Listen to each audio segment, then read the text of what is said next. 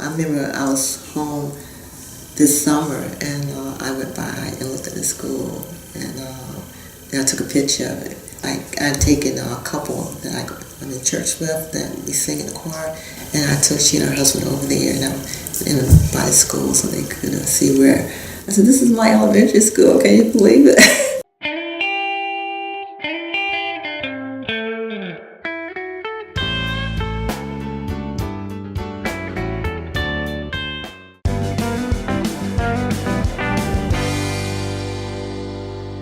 We walked to school, and you see, you had over here where they told that hump. We had a walking spot called the hump, and we had to go up steps and go across that hump and go across the track, railroad track, and whatnot. And we enjoyed it. A group of us get together, meet up together, and walk to school, and it was fun. It was a lot of fun. At that time, it was such a thing. You definitely walked to school. So I lived up on Jefferson, and from Jefferson, 1, 2, 3, 4, about 6 blocks, and then it used to be down here at this overpass. It used to be a steps that went up on that end, right near the pharmacy. There was a set of steps that went up the side of that overpass, and we walked all the way over there and down to the school for the 7 years. Wow, that's a long time. Nice. It was so nice. I had a friend that he decided he wanted to play hooky, and his mother got a whip and whipped him all the way over to the school. Kind of helped assure that he got there. Most of the time, you would meet somebody, and you talk and you play and kid around with each other all the way over there. Only time we had problems was in the winter time. It rained, but we had a man that bought a bus, and he would take us over in the wintertime for 10 cents. We could ride the bus over the hump and back. But other than that, it was fun. It was just nice. We had, you notice the hump now is you don't have any steps. During the time we used to go to school, used to be steps on that corner. And we could go up the steps and go through a little walk and down over to the school. But I see that they've done away with the steps now.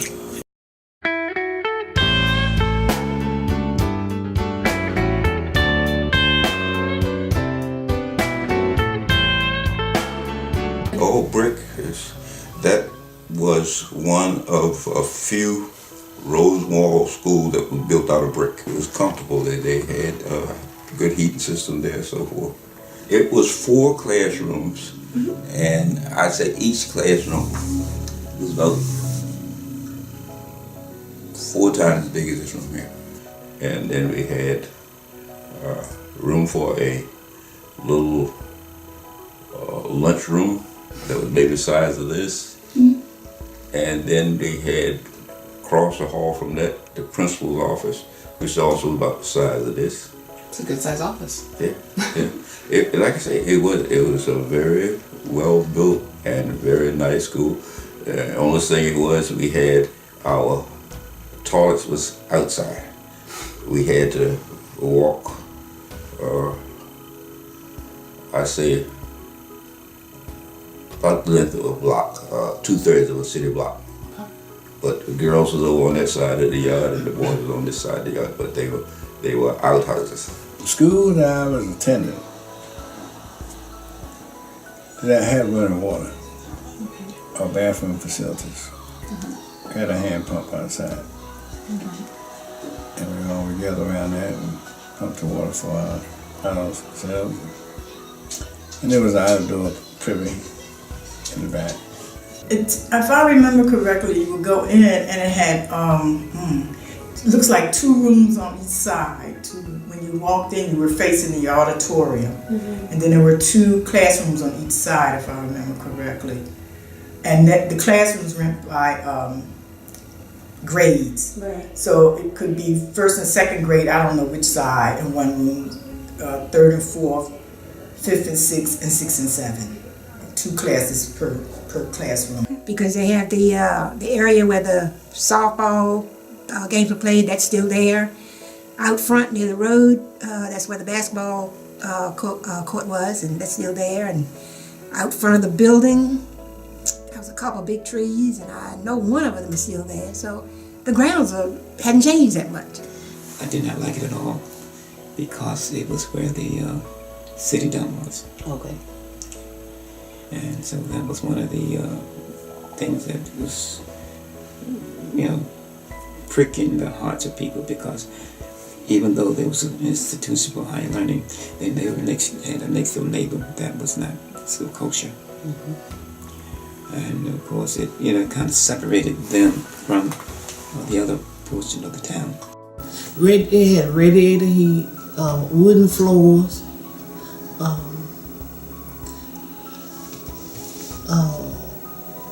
two people at a desk. We didn't have indoor bathrooms, not at that time. When the school closed, it had one. But we didn't have a big library. But we had the principal's office, and the library was in the principal's office. So, but we still had a library. And were old books. But they were books. But they were books. And they came from, the European schools. They came to all those schools, books and things. That's where we got our books from. But we still had a little library. And the library had books and more books. Mm-hmm. So you could constantly be reading. And we also had nurses coming in. There was another room. Mm-hmm. There were 4 classrooms, an office, and then across the hall another small room. Okay. And that's where the parents had those sandwiches and whatnot for lunch. And also nurses would come, give us different shots, and all of that would be done right there in the school. Oh. But the only shot that we didn't get in school was the polio shot. Oh, it was a big difference. That building's been through something. It's been a school, and then I understand they had an eel factory over there, and they just tore it up. When we were over there, we had an auditorium and 4 classrooms, but only 3 operated, and had nice heat and all that. Yes, we had back in that day we had hot water heat. We dedicated a marker for the school here about 3 years ago, and so I've been in and out of there, and I keep a watch on it. I'm part of the initiative there, so I keep a good watch on it. I can't do much about it because it ain't ours, but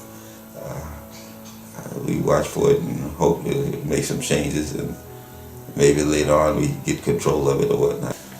Or can find something useful for it. And this area here, as it is right now, we could use a convention center. That's big enough, and you got land enough around it. So I don't know where the money gonna come from.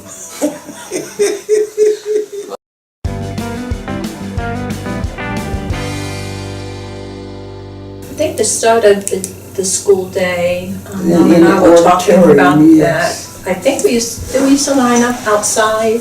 We would have to line up outside every morning, march in school into the auditorium, and have devotions. Yes. And Mrs. Moses played the piano beautifully.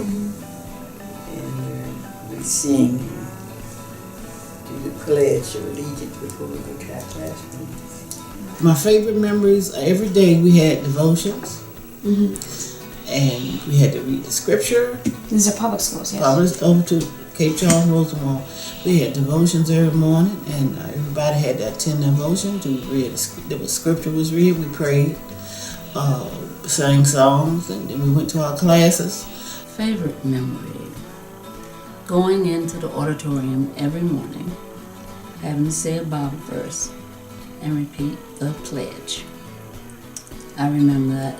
Because after leaving there, you couldn't leave the auditorium without saying a Bible verse. You had to learn the pledge.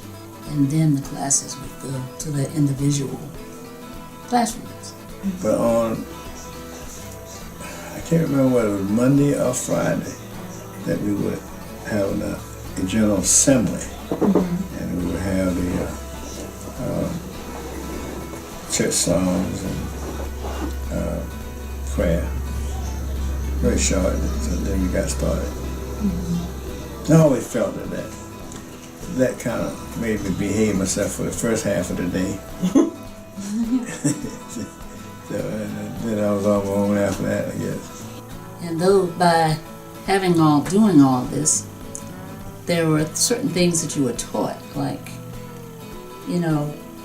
character, and you were taught how to have positive attitudes. And we also learned how to listen and speak. And those were the things that were really kept us going. All I remember is that reading and writing and that math in elementary school was so important. If the teacher was teaching us something, we didn't go to anything until she knew everybody got it. Mm-hmm. So if she was reading, she would go to every student to make sure they got it. And if a student was having trouble, we all sat quietly until that student got it. And once she finished with whatever subject matter, I do recall, she'd give us something to do, and then she would go to the second grade class and would be teaching them whatever. I do remember Mr. Tim Stratton coming Oh, for yes. music. Yes. That was I didn't get that. I didn't get that. You didn't get that part. They had these little plastic Recorders. horns, like little horns. In later years, you all had music and art. Of course, we did not have a lunchroom, so everyone had to bring their own lunches from home. So we are at 12 o'clock, 12 to 1, we have a lunch break. We have a whole hour. Okay. And then I think at 2:15 we had another break. Mm-hmm. And 10:15 we had another break. Okay. And you take the smaller kids, after we got maybe up in the 5th and 6th grade, mm-hmm. lunchtime, we would steal over town to the grocery store and we'd get us some eat from over there, get a coffee cake and mm-hmm. soda, okay. and have that. Mm-hmm. And some of the kids that have a little bit more money, they have potted meat and crackers okay. and things like that, and then we go back to school. And I remember guys going in the attic and coming down in the closet and taking your lunch. So, it was just so many different, and because we all had different kinds of meals and we shared, because I wanted what that person had. I found it to be interesting because I had came from a school where they had 3 classrooms for the first and second grade mm-hmm. prior to me coming to the shore. And when I got to the Eastern Shore, the 3rd and the 4th grade were in the same block, and Miss mm-hmm. Janice Jones was my teacher. So I found it to be interesting. And then also when you went to the 5th grade, 6th grade, you had the same teacher. They had what they call primer. Well, if you could write your name and do whatever, okay, you didn't go to primer. So I didn't go to primer. I went straight to 1st grade. Mm-hmm. So once you went there and you got in those classrooms, those teachers, and we had to be in class. We were in classrooms for 2 or 3 grades. Wow. Yeah, see, because I was in Mrs. Ames's Moses then. Her room was from 1st grade to 3rd. Then I went to the next room, which was Mrs. Jones, and she had 4th and 5th. And then we had 6th and 7th, Mr. Bragg. Yeah, we had a great curriculum. We had math, reading, social studies, math, reading, social studies, spelling, which I still can't spell, science. And the teachers taught all your subjects. You didn't have, individual, somebody teaching math, somebody teaching science, no. We had character teaching. We had lectures on how to sit at a table, what to do once you would go out, what type clothes you wear to certain functions. Mm-hmm. All that was part of the morals that were taught, mm-hmm. characters, and that's something that we had to listen to and have. We had textbooks, mm-hmm. We had textbooks, so somehow, I don't know how the county provided them, but they did. Yeah. They provided the text. We had textbooks from every subject that we took. Textbook-wise, as they told me, were mainly hand-me-downs. They were used books that had been used by the whites. The material was there, but they were older books. As for extracurricular, then most of the things were made by the teachers. Various games, activities, for the most part were made by the teachers, because I can remember making paper dolls and dresses and things of that sort. This was in second, third, fourth grade. And then as the years grew, then a lot of things that we use otherwise, storybooks and coloring books and all that kind of stuff, were made by the teacher. And in some cases, the students' parents would come in. And it was amazing, how they could come up with different little projects. And all we need is a piece of crayon. And we could color, we could draw, we could do whatever. And, we were happy. There were no videos and all this kind of stuff that we had today. Typical day, we usually started with English and math. And, of course, we have our recesses and physical education and a little social studies also. And that was a day-by-day thing. We didn't always have the same people. We had a lot of migrant population coming through. Right over in that area, near the school, where the resort area is, that was Hollywood Farm. And there were houses over there. Farmers lived over there, the farm people. And there was this family would come, all families would come every year. So they would stay until that fall crop was over and they would leave. So a lot of them just didn't graduate here. When I went, I don't know if it was that way when you all were going, the girls had to play on one side of the building and the boys on another side. Another highlight I liked was when the weather was favorable, we played jump rope and during the recess. We had arena roast at the end of school year. Everybody brought a coat hanger. The hot dogs were provided. May Day, we had May Days. We wrap around the flagpole and we had square dancing. That was a highlight for us. The only thing I remember is the 5-minute recess. Yes, they did. Oh yes, they had graduation. Their Sunday did that, and you had on your little capes and little white capes and things. Yes, and they used to dress up for that. That was a big. That graduation was a big thing. So we did our graduations. We had the white dresses. We had our girls, the young ladies who wore the white dresses, and guys had the black suits.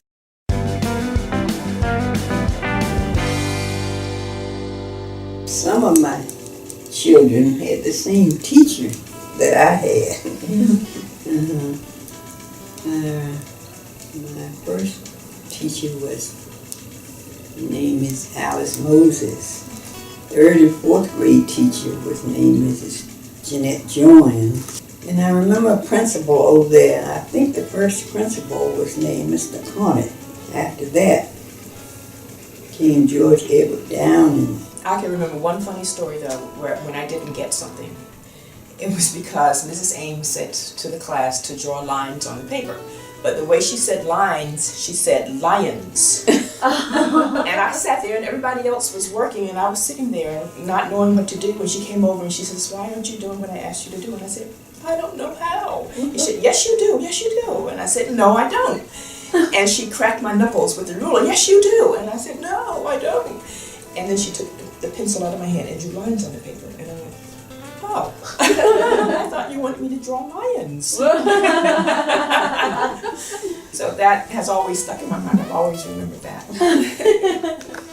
But she was a really good teacher. She did have eyes in the back of her head. She did. She would be writing on the board, and she would know who was doing something that they weren't supposed to be doing, and she wouldn't even turn around. She'd just call them out. And I just always thought that was so amazing. I just remember having a lot of respect for the teachers. Yes. Yes. We held them to, on a pedestal, more or less. And Mrs. Ames, to me, it was something about her personality that was bigger and bolder than any of the other teachers. So I think I remember her more than I remember Mrs. Joines. Mrs. Joines was more quiet and calm, but Mrs. Ames was, big and bold. Yes. See, Mrs. Ames was the teacher I had. She was Mrs. Moses when I had her. Oh, okay. And I think her first husband died. In later years she married. And she was Mrs. Ames when she had her. We had very strong elementary school women, adult teachers. They were strong teachers. Alice Ames, pulling kids' ears. And I remember she always wore a long skirt in the winters and lace-up shoes and polka dot dresses in the spring. And she would always tell us about how she'd go home and take a nap every day after school. And she kept before us every day we had to do the same practice exercises, just 2 or 3 minutes. And she would be working with us and she worked with the other class. Of course, some teachers were better with it. I know once you get to the 5th and 6th grade level, you can see the difference in the teaching because some were better in math, some were in social studies or whatever. Mm-hmm. But they still taught us what we had to know and what we needed. Mm-hmm. We had one teacher, her name was Alice Moses at the time, but she became my Ames later. She taught me, and when I left the school that I was at before I came here, she was so good, my grandmother made me stay in another grade, put me back in the 1st grade when I came to Cape Charles. So that's how I got taught through Mrs. Ames, and then I went from the 1st, 2nd to the 3rd grade. A lady named Mrs. Joines was my teacher. Taught me 3rd, 4th, and 5th. And Mr. W.H. Smith taught me 6th and 7th grade. Then I went on to high school. I'm really explaining the experiences from my wife. I was not directly involved in it, but from the experiences that she had, this is where I'll be speaking from today. In 1959, she had her first teaching job there. She was teaching 1st and 2nd grade. I think from young childhood, she wanted to become a teacher. She had people in the family that were, educators, and also she was very fond of children and their quest for learning and so forth. And she was very innovative in all the things she did and attempt to get out of the children what they, and their potential. Looking at the plight of students, particularly in the African American communities, she felt that she could really be a force for improvement in their access to education. She was a mother to students. She was a teacher and a mentor for the children, and they loved her. I mean, they really loved her to death. I'll use that term, because they knew that she loved them, and therefore they reciprocated that. As I said, there was a little difference in that the cultural background was different. If you think back many years ago, with our foreparents or what have you, the way they came up with slavery and these type of things, the white teacher didn't know a great deal about it. Mm-hmm. But the black teachers were familiar with it, so they sort of geared their teaching along those lines, however, for the betterment of the student. But otherwise, the academic part and what have you, didn't see a whole lot of difference. You look at some individuals And it's something about them that you just admire. And there were a couple of teachers that I just loved. And I said, I want to be like you when I get grown. And I sort of followed their path. And went to school, went to education. One was Ms. Alice Ames. That was first, second, third, I think. And the other one was Mrs. Jeanette Jones. That was 4th and 5th grade. And, they were just like mothers. And you just sort of fell in love with them and say, hey, I want to be like you. And I think they're the ones that really caused me to go the way I went. Some of my favorite teachers, Mr. Nottingham, Miss Alice Ames, though she was mean. And Mr. Hare. Those were the days. Miss Ames, she was mean, but she was good. She was very good. She was, and we say mean, it's just because we didn't like that discipline with that ruler. And she had been there so long because a lot of our parents had her. Mm-hmm. So I don't even remember what she taught.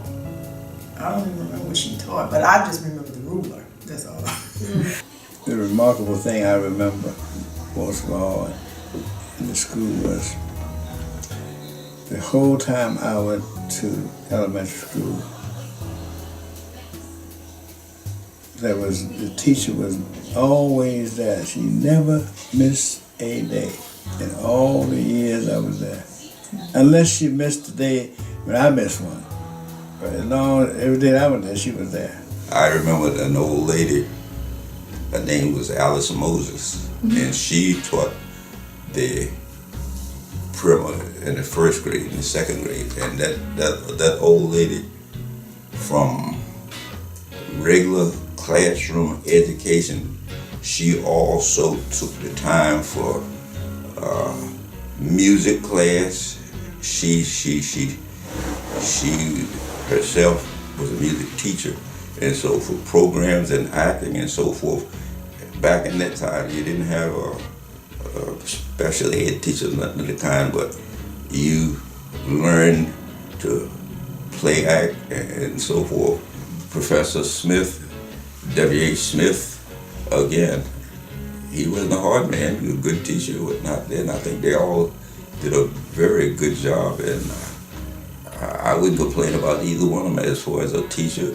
I wouldn't complain as far as the building or nothing about it as a school. He was principal, but he'd get out there with the boys and he taught sports. He'd get out there, shoot marbles with the boys. He'd get out there and play basketball and whatnot. Then he taught the sports to the boys and everything out there. So it was,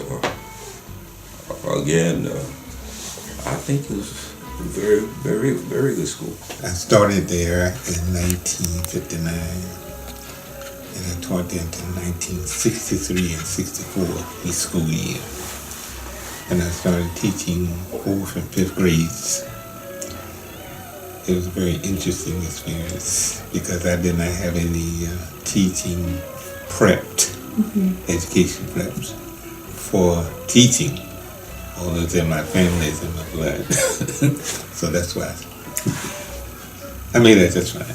There were many challenges being new to the education system of Northampton County, and also teaching in Cape Charles. They considered it the city school. And they had many, Cape Charles was unique in a way that they thought they were in a town, in the city, and it was thriving at that time. There were students who were interested in learning. They were excited by learning. And I thought I didn't know enough to give all that information they needed. But what happened, we had a Eugene supervisor who was in charge of the black schools. And she was very helpful. Also, we had teachers there and a principal, and they were all working together for the good of the school.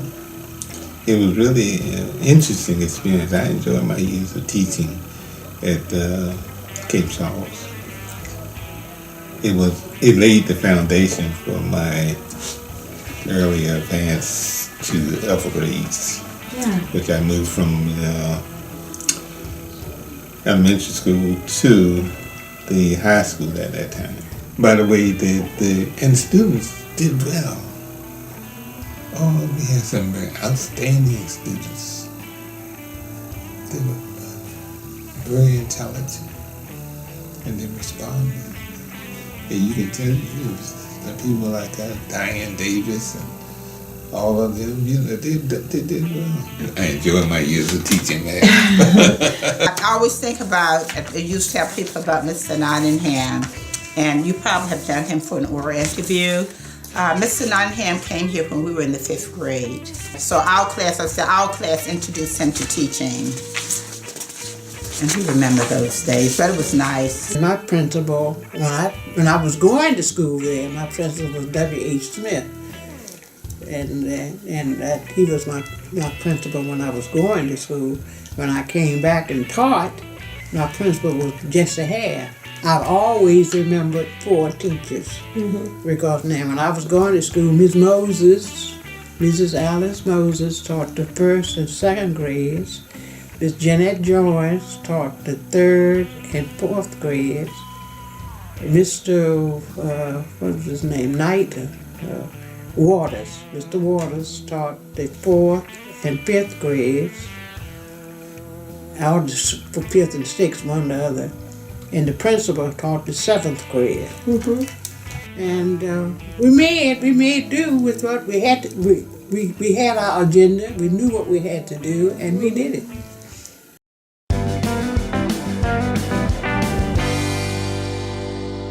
The discipline was just, you knew what you could do. You might have 1 or 2 boys that might have wanted to try something, but they knew they were going on.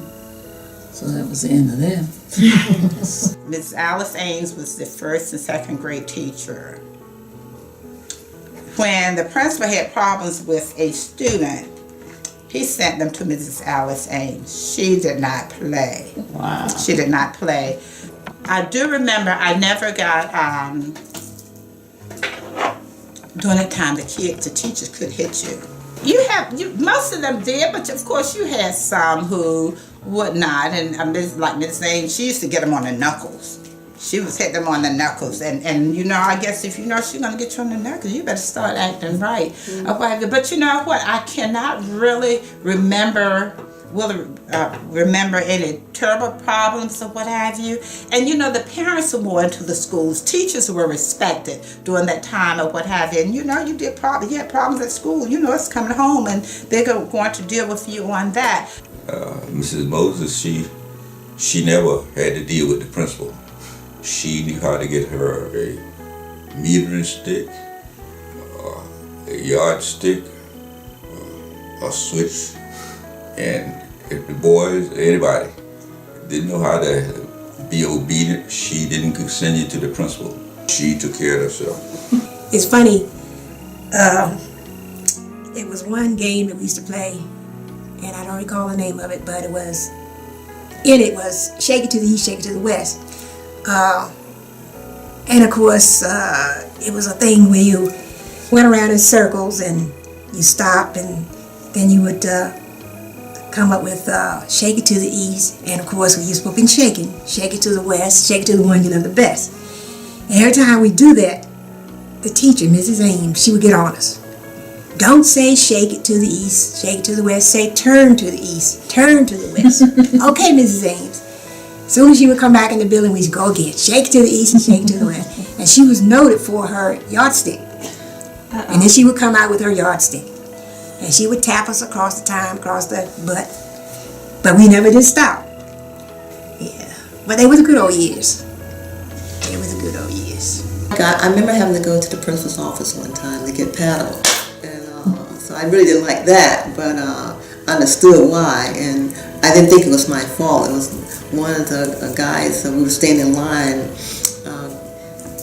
and he kept pulling at my hair. And so I said, stop pulling, leave my hair alone, leave my hair alone. And so I hit him, and then he hit me back, and it made my nose bleed. And so I immediately ran to the restroom, to stop it from bleeding. And so then, Mr. Hare called both of us, in the office.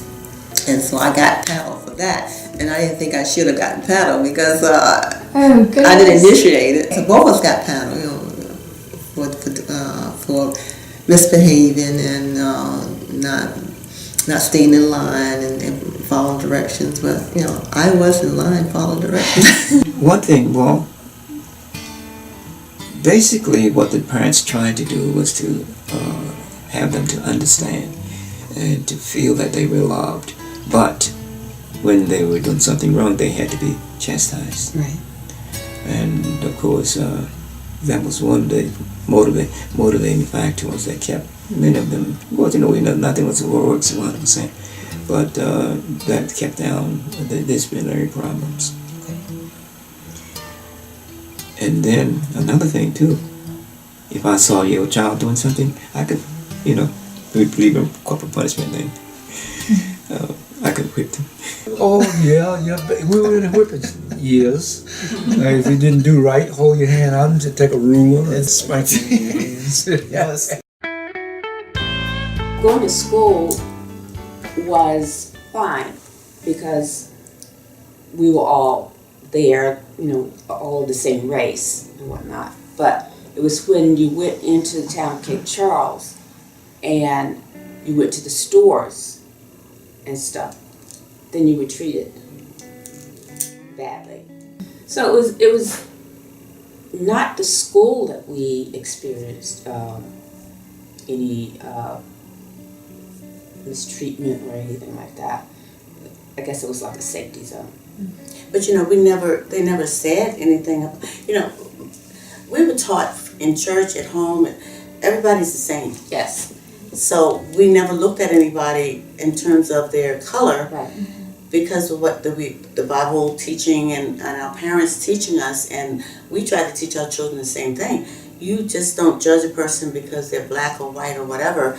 And we did not experience a lot of hatred. I do recall, I think it was Sandra and I walking in Cape Charles, and there was a 2 or 3 year old little boy on his little tricycle, little white boy, and he referred to us, "You N-word." And we just looked at him and we looked at each other. Well, I know his parents probably taught him that. That's all we did, because we did not have to, because in school they didn't say, well, you kids are black, so you have to do this. You can't. No, it was just school. Just school. And even when we were, we'd go places, the doctor's office, there was for blacks and there was for whites or whatever. But it was just part of life at the time, so we didn't question it or make a big deal over it. I think you could put it as we knew our place.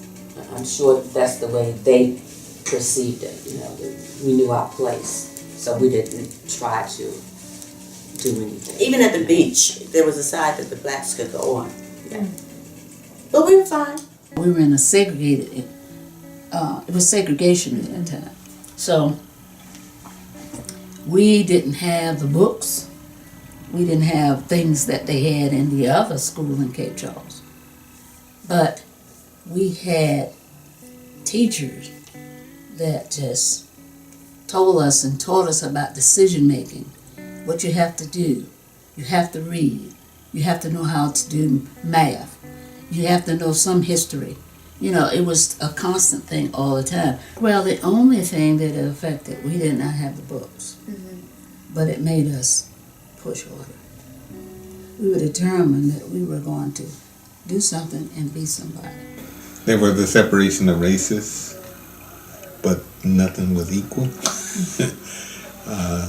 We Cape Charles just happened to have a Rosenwald school. Probably the only brick building at that time was Capeville, which was formerly white. But that's just about it. It was just that way. So it was not equal. Just separate. Just separate. Not even in terms of materials and buildings and infrastructure. I was not familiar with the education standards of the white students, but I'm quite sure they had new books and things. They had transportation and all of that. So it was just entirely different because everything revolved around that school. And we were a separate entity. We were outside, almost outside the town limits, or something on the edge. And we were next to the dump. So it's obvious that they had a better quality of life as far as education and economically too.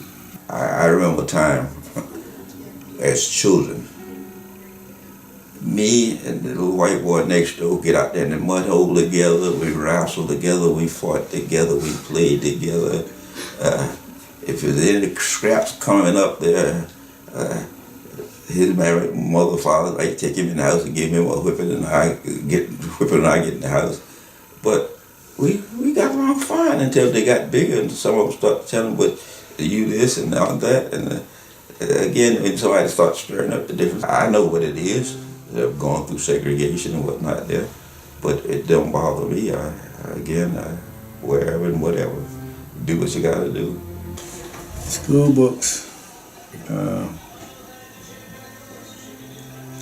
As I look back, it could have been a little bit depressing because I remember this book we were studying from. It was about Billy and Jane. I can't remember all the other ones. And a monkey called Winky. So the whole story was, it really wasn't us. I mean, and the picture's all white. He's got yellow hair. So and all the whole family, they're doing it. They're living a utopian lifestyle, We weren't. So I guess what it was, we did learn the words, and we could understand it better. But it wasn't a true picture. I think for the quality of the education, to me, looking back, it was not separate but equal. I think it was separate to me now. This is just Poochie speaking. To me, it was separate but better on the black side. So that's just my view. That's just the way I looked at it. Textbook-wise, as they told me, were mainly hand-me-downs. They were used books that had been used by the whites. The material was there, but they were older books. 99% were white features, you're right about that. But small kids at that time and living in an environment of desegregation, we didn't really think about it. We were just happy to get the book, And we accepted that way. It wasn't until later years, high school and what have you, that you begin to look at black and white and why. But up until then, no. We got the books and we accepted them, we learned, we used them, and that was it. I'm not I mean, there may have been some difference for us, we didn't always have all the books, we had to share books in cases, and I think where the white school probably had enough books and materials for everyone. And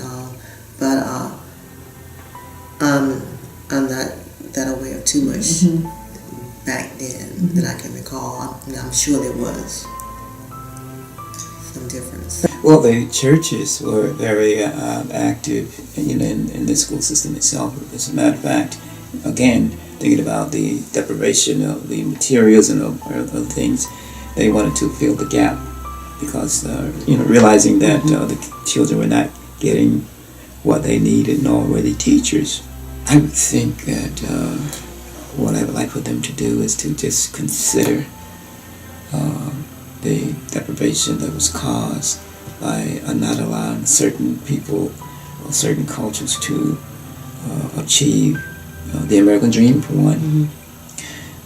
Not allowing them to enter in educational institutions. As a matter of fact, the library was closed. I mean, we couldn't go to the public library. Okay. And yet people complain about the condition and the kids when they went to school, that they were not ready. Yes, the parents did what they could, but they did not have the money to buy all of the books. It was just, I felt, so unjust, so wrong, because I happen to come from a particular area or happen to be a particular culture that I'm denied of what most children had. Why? I didn't do anything. That was wrong. But I don't know. But things have changed, but they have not.